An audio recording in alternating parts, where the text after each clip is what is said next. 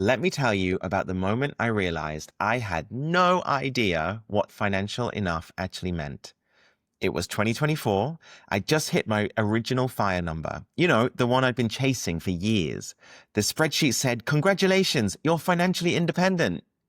And yet I didn't feel free. I didn't really feel euphoric. Honestly, I didn't feel proud for more than about 12 minutes because almost instantly my brain jumped in with, "Okay, Nick, what if it's not enough? What if the future is more expensive? What if something unexpected happens? What if my family needs support? What if, what if, what if?" And that's when it hit me. Financial enough isn't actually about the number. It's not the milestone. It's not the maths. It's a kind of relationship, a skill, a mindset. And most of us never learn how to build it. So today, we're going deeper than the spreadsheets. We're taking a clear, honest look at financial enough, what it is, what it isn't, and how to recognize it before you burn years of your life chasing financial safety that you may already have. You've built the career, you're building the portfolio, you're close to freedom. So what now? Welcome to Life After Enough. Money, meaning, and the life you design when work becomes optional. I'm Nick. I'm racing towards early retirement and figuring out who I become when the job no longer dictates what I do with my time. Let's get into it.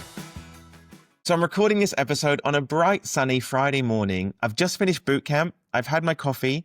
I'm a little bit overexcited for the day ahead. So let's go. Today's episode is a really important one, and I think it's going to resonate with a lot of you because we're tackling one of the biggest questions in this entire journey. How do you actually know when you have financial enough? It's especially important because most people don't recognize financial enough, even when they've hit it. They keep chasing more. They keep adding just one more year of work. They keep moving the goalposts because chasing the number feels safe, whilst the uncertainty of defining what freedom is and what their life after freedom will be is scary. So this episode is here to help you untangle all of that. You're going to learn why your brain resists believing that you're safe, how lifestyle creep and one more year syndrome quietly steal your freedom, how to build emotional readiness alongside financial readiness, and what financial enough looks like in real practical terms. By the end, you'll have a vision of enough that feels grounded, personal, and actually achievable. Okay, first up, we need to hear a home truth. Make peace with it and move on. Here it is. There's no perfect, fixed, exact enough number. I know it's heartbreaking, especially for a spreadsheet nerd like me. This number is going to be totally different for every person because of their risk tolerance, circumstances, dependence, and just general money mindset. People's life will evolve in different ways. Your values will shift. Responsibilities change, and then you've got all the external factors like unpredictable inflation or government policy, which can also get you.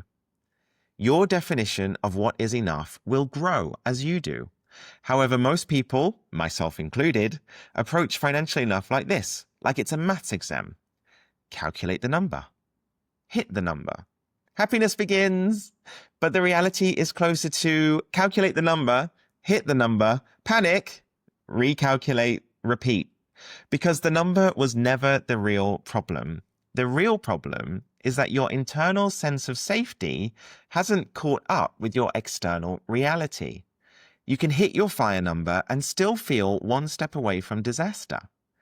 You can have a fully funded portfolio and still be mentally living paycheck to paycheck. And that's why today isn't about finding the right number per se. It's about learning to recognize when you actually do have enough. So let's talk psychology for a moment. Humans are wired for scarcity. It kept us alive evolutionary, but it absolutely wrecks our ability to feel financially safe. Even when we are safe. Why? Well, because of a few things. Your brain is terrible at understanding future you. It wants comfort and certainty now, so it tells you you'll need more later. Your brain will confuse control with security. So in its perspective, working equals control. Stopping work equals risk. So the brain says, keep going, just one more year. Your brain thinks that safety is a number, but not a system. Finally, your brain also forgets how resilient you actually are. People tend to catastrophize about future disasters, but ignore their own adaptability. However, you can't logic your way into feeling safe. What you have to do instead is build emotional capacity to let that safety come into your life. And that brings us to the first financial enough trap, the 1 more year syndrome. Just so we're all on the same page, 1 more year syndrome is the trap where you've hit your fire number, but your brain refuses to believe that you're ready, so you stay in the job by default. This one is a classic sign that you haven't built emotional enough to go along with hitting your fire number. 1 more year is so easy to say, and it's even easier to justify. It sounds so reasonable and responsible, even noble. It's a win-win. And in any given year, you can always point to a reason to keep grinding on. Markets might be on the wobble. Inflation could be high. An AI-fueled bubble could be blowing up. You just want a little more buffer. Your family might need help down the line. But there's a truth that we often ignore. Continuing for 1 more year actually has a very real additional cost. Every time you push freedom further away, you might think you're just buying more safety, but often all you're doing is padding an already padded safety net. If you take a step back, what you're actually spending is the most precious commodity you have: time. And that's the part that gets forgotten. Very quickly, 1 more year becomes 2, 3, 5, even a decade. Comfort becomes a cage. The deeper reflection on all of this is that 1 more year is almost never about the money. It's about the psychology and the internal story that you're telling yourself about fear. Identity, fear of change, fear of judgment, fear of losing structure, fear of choosing wrong, fear of freedom, fear of the blank page. It can go on and on. If your spreadsheets say enough, but your emotions say no, the problem isn't the number. So personally, I've fallen into this trap myself. In fact, I'm still in it. This is year 2 of my own 1 more year. And I'll be honest, I used to judge people in this position. I remember being quite hard on friends who'd already hit their fire number before I did, only to continue working in their day jobs. Back then, it made no sense to me. Now, I understand it completely. Because only once I reached my number did I realize that I hadn't done the deeper work. I hadn't built the other pillars of enough. And I only knew what I was running from, but not what I was running towards. My 6-month sabbatical in 2025 was the first time those psychological cracks really showed. It was only then did I have space, time, and freedom. And instead of feeling pure exhilaration, as I expected, I felt a kind of disorientation and I felt exposed. Like all of the questions I'd avoided for years finally caught up with me. That's how this podcast was born, as a tool to help me navigate those questions with more honesty and intentionality. Another big realization: I was still blindly chasing the original fire number I set in 2020, when I'd only just discovered fire, had no emotional context, and no idea of how much my life and values and responsibilities would actually evolve.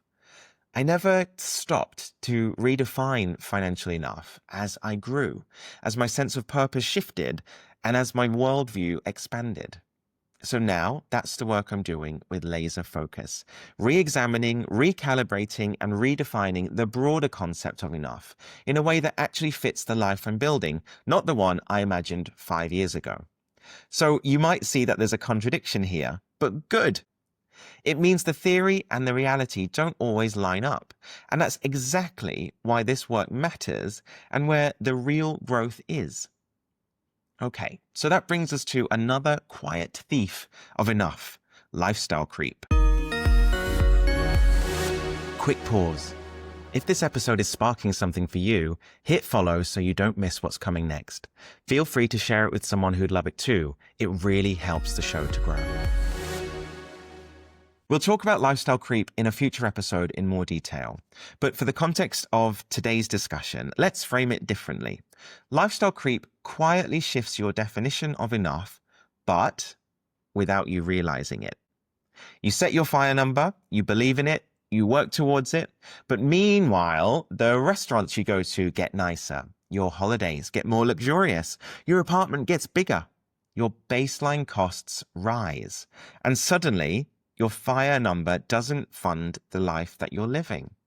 Most people never consciously decide that shift, because if they do, they would also adjust their FIRE number along the way.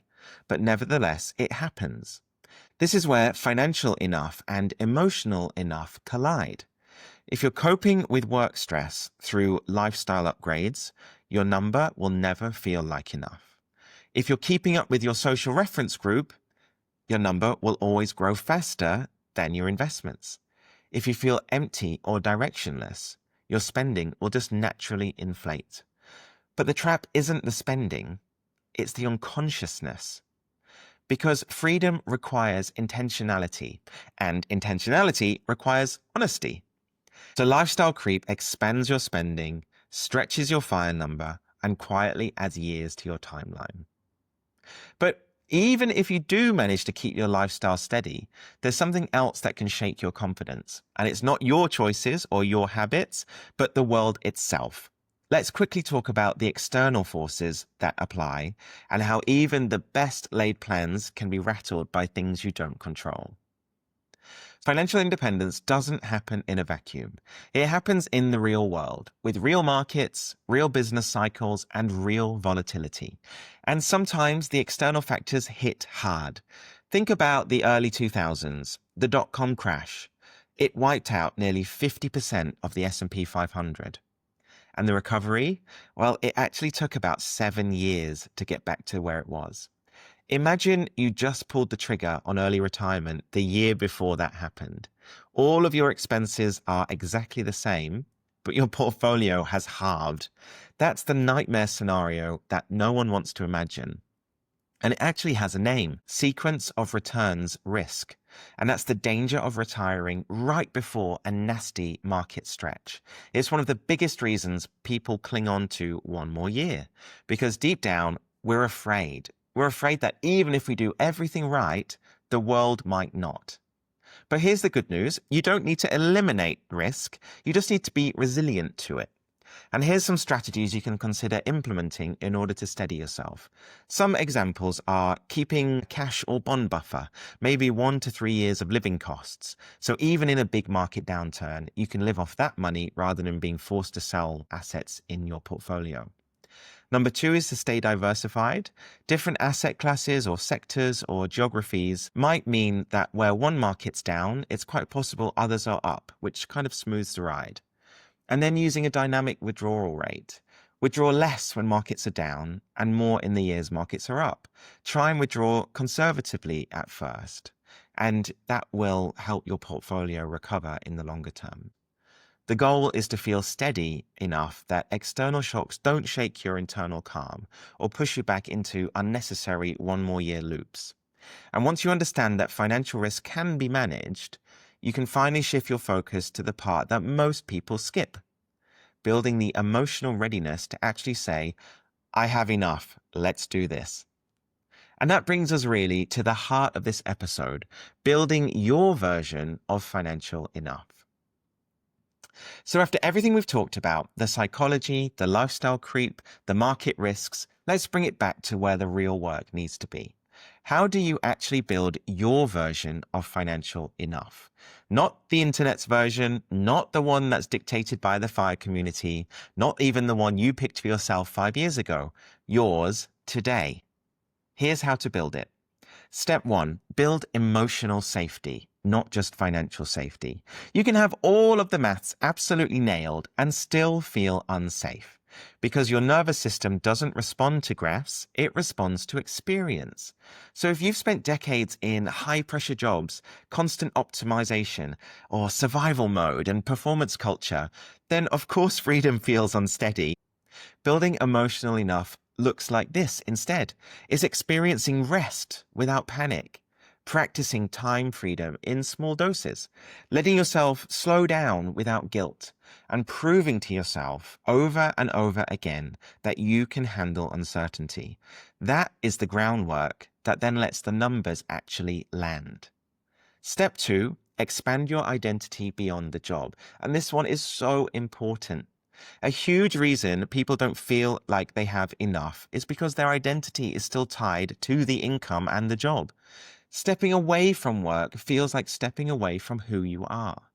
Financial enough becomes real when your identity stretches beyond the job title. Ask yourself, who am I when I'm not producing? What kind of human do I want to be? What would a meaningful life look like if money wasn't the point?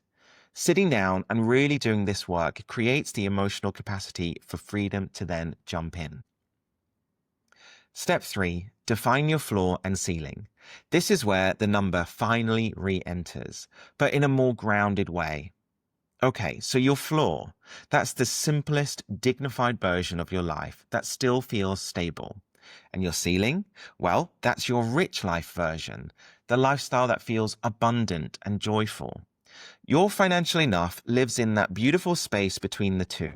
It's not perfection, it's not forever numbers, just the boundaries of a life that feels both safe and free. This instantly calms that what-if spiral because you can see what your minimum is, what your ideal is, and the degrees of flexibility you have in between. Flexibility is where confidence lives. And on that theme, step 4 is building flexibility into your plan. This is where your version of enough becomes resilient rather than brittle. And you avoid mistakes like I made in setting and forgetting. So good rules of thumb are to revisit your plan yearly, adjusting for any new goals that you want to achieve, reduce buffers when they're just fear, adding new ones when your life expands, keeping cash or bonds for shocks, staying broadly diversified in your portfolio, and knowing that you can adapt if needed. Flexibility makes your freedom durable. And finally, step 5, and this one's really, really important. Test your freedom before you jump. This is the shortcut to building financial enough, and it might actually be the key to you succeeding. This is by trying a sabbatical, a mini retirement, maybe a 4-day work week. Practice retirement for a month somewhere exciting. Taking all of your annual leave without checking in at work. In doing this exercise, you're building evidence that tells your brain, I can do this. Life won't fall apart without work. I know what freedom feels like, and I love it. Freedom is all about building that muscle, and you only strengthen it through use.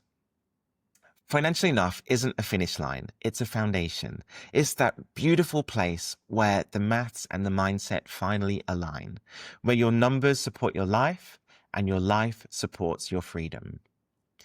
Okay, so up until now, we've talked about financial enough in the broader sense, the numbers and the fears and the psychology and all the traps we can fall into. But I just want to bring this back down to earth for a moment to share how my own definition of enough shifted over time, because it did, and quite dramatically. And I don't think that shift was because of failure. I think it's because of growth. My original FIRE number was created by a very different version of Nick. The Nick of 2020. That was the Nick who had quit corporate life back in 2016, launched a mountain fitness company that didn't really take off, became a digital nomad and consulted around the world, and then rolled that consultancy into a legal practice in Singapore that was finally getting traction. On paper, it all looked bold and exciting, entrepreneurial and adventurous, unconventional. But financially, I was completely directionless. I treated money as incredibly scarce because I genuinely didn't know if the practice would survive.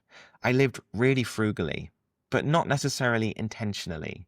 And in hindsight, a lot of that didn't align with who I wanted to become. My mindset was also very much about running away from a career that I didn't love, rather than moving towards something that genuinely lit me up. I wasn't designing a life, I was just escaping a career. I didn't understand money beyond make more and spend more. My focus was still very much on income and nothing about a savings rate. I had no idea what I needed because I didn't yet know what enough in the broader sense even meant. So when I discovered FIRE during the 2020 lockdown, the first number I set came from a place of excitement, but also inexperience, of scarcity, of escape, and a deep desire for safety after years of zigzagging through careers and different identities. It was the first time I'd ever felt like I had a roadmap. But as life evolved, my version of financially enough had to evolve too. This is what shifted for me. My life got bigger, so my enough had to grow with it. My original FIRE number came from a single person worldview, but now I have a fantastic husband. We've got a different future ahead of us, but together. We've got the possibility of parenthood and a new version of where we might call home. I learned that financial safety alone doesn't create peace. Even when I hit my original FIRE number in 2024, I still felt anxious and restless and uncertain. And that's when I realized your bank account can be full, but your emotional tank could still be empty. Financial enough only works when emotional enough grows alongside it.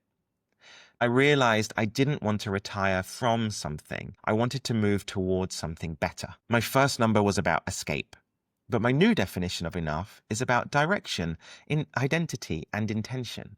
It's about building a life I actually want to wake up to, not just walking away from one I don't. And then crucially, I stopped treating FIRE as the finish line. And I can't say how important this one actually is. Reaching financial enough is not the end of the story. It's the starting point for designing who you want to be next. So why am I telling you all of this? It's because I think your financial enough will inevitably evolve too. Not because you've failed, but because you've changed and grown. Financial enough is not a fixed number tattooed to your spreadsheet. It's a living definition. It's one that will change as your life expands. And that's a really good thing. Your financial plan will grow with you and should not trap you in an old version of yourself. So in case you need to hear this today, I'm giving you permission to set yourself free. Changing your financial enough is not failure. It's actually maturity and growth. It's identity work, and it's emotional enough finally catching up with financial enough.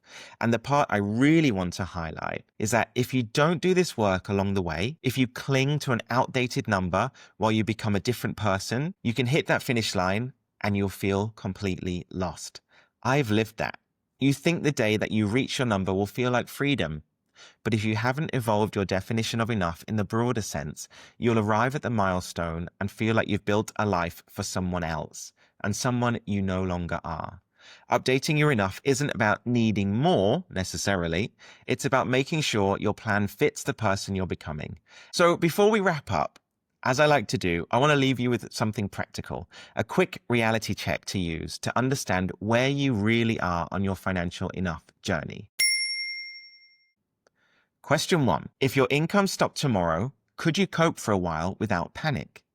Financial enough always begins with a sense of safety, not perfection. Question 2. If you had full freedom over your time, do you actually know what you'd want to do? If the answer is, not really, well, that's a sign you're not ready yet.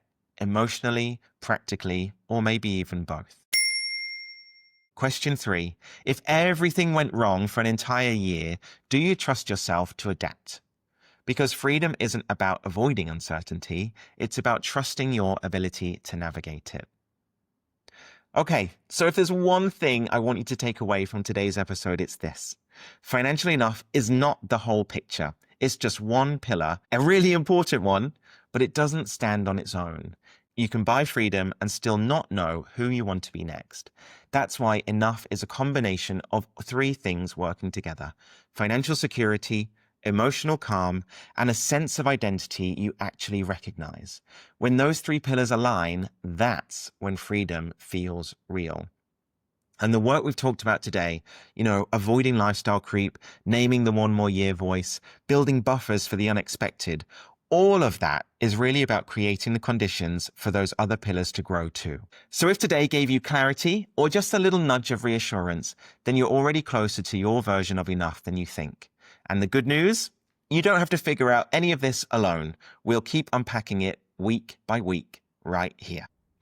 Thanks for listening to Life After Enough, a podcast about money, meaning, and the life you design when work becomes optional. If this episode made you rethink your future, share it with someone who's starting to question the script too. You can follow the show wherever you get your podcasts. I'm your host, Nick, and I'll see you next week as we keep building a life that's truly ours.